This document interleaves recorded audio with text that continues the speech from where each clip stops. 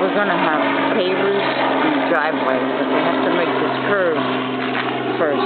See, it goes all the way up and around. And here's the curb. It's going to be a fountain or something in the middle. But it took them 2 days to do this circle, and now 3 days to do that curve on the other side, and they're still working at it. So they got to finish the curve this way before they put the pavers down. Everything's done by hand and simple tools.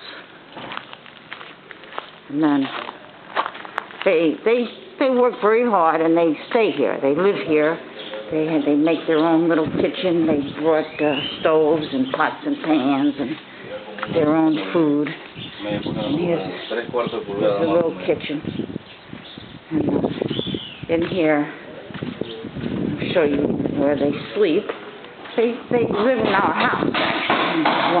This one room. Well, it looks like they might be cleaning up a little bit. It's Friday.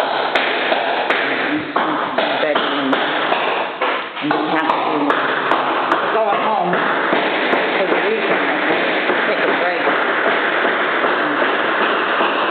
But, and it's this carnival week is coming up, so that's a big partying week. Nobody works.